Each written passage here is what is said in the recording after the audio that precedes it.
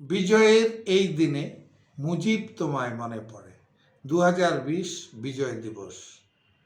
আমরা আজকে বিজয় দিবসের তাৎপর্য এবং কিছু অজানা তথ্য জানব বাংলাদেশ অ্যাস্ট্রোলজার সোসাইটির নির্বাহী সভাপতি ডক্টর জি কিবরিয়ার কাছে।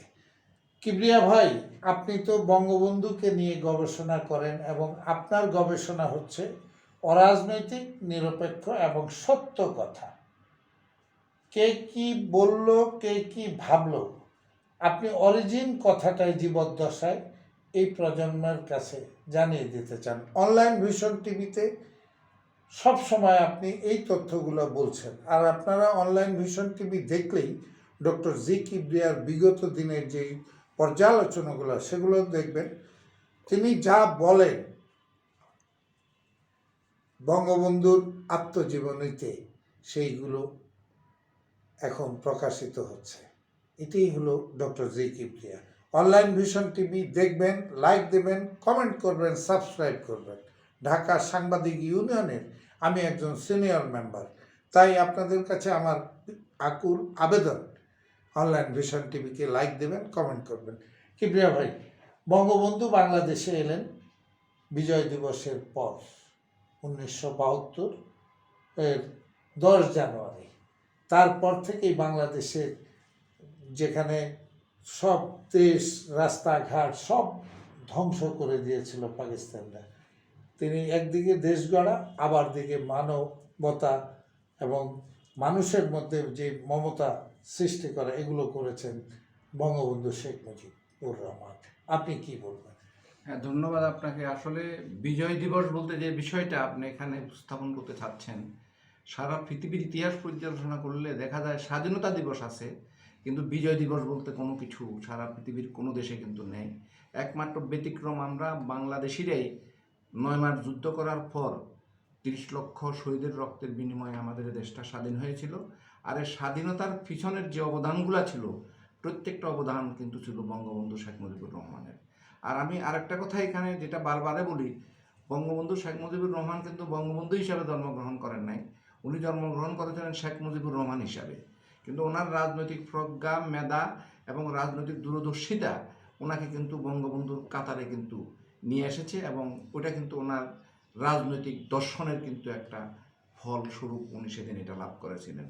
অতএব বিজয় দিবস বলতে আপনি যে বিষয়টাকে এখানে আমরা বলতে চাই, সেটা হলো বিজয় দিবসে যে বঙ্গবন্ধু 9 মাস যুদ্ধের পরে পাকিস্তান কারাগার থেকে প্রথম যখন 10 জানুয়ারি 1972 ঢাকা পদার্পণ করেন, লক্ষ লক্ষ জনতার মাঝখানে উনি প্রথম ওনার যে বক্তব্যে উনি বলেছিলেন, আমি বাঙালি, আমি মুসলমান, মুসলমান একবার মরে দুইবার মরে না।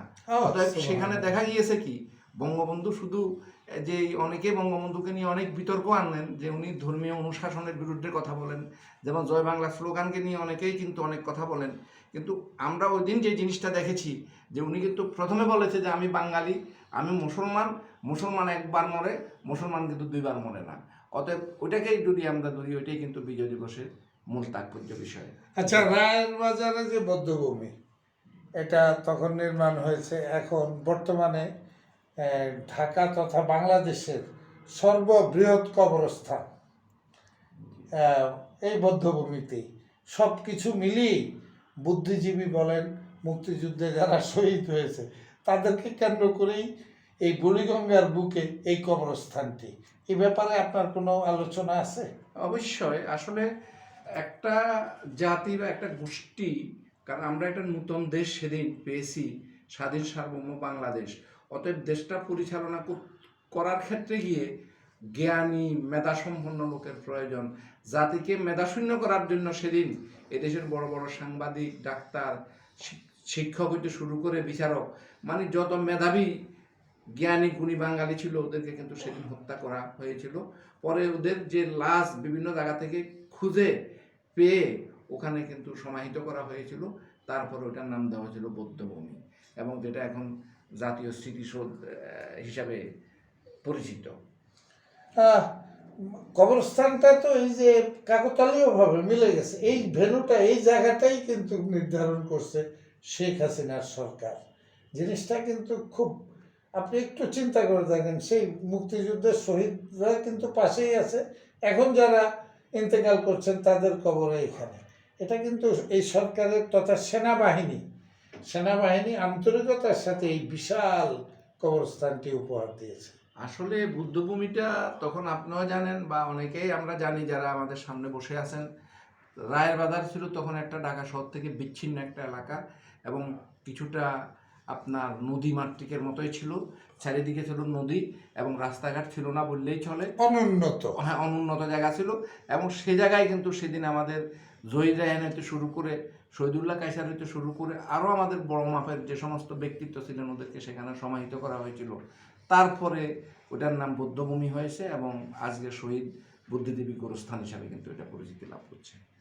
বিজয় দিবসে আমরা কি শপথ নিতে পারি? বাংলাদেশে আমরা যা চেয়েছিলাম, আপনি দেখেন প্রত্যেকটা সেক্টরে আমরা দেখি দুর্নীতি। এটা কি একটা মানে একটা রোগ হয়ে দাঁড়িয়েছে। দুর্নীতি কমালে তো কারো লস হয় না, তারপরে দুর্নীতি করে কেন? এটা আসলে আপনি একটা ভাইটাল প্রশ্ন করেছেন।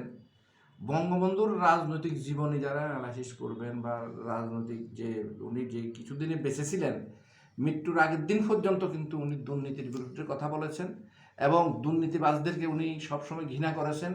এবং ওনার রাজনৈতিক দর্শনকে যারা লালন করে তারা কখনো কেছনে ব্যবসায়ী হইতে পারে না, তারা কোনোদিন ঘুষখোর হইতে পারে না, তারা দুর্নীতিবাজ হইতে পারে না যদি বঙ্গবন্ধুর রাজনৈতিক দর্শন যারা লালন করে।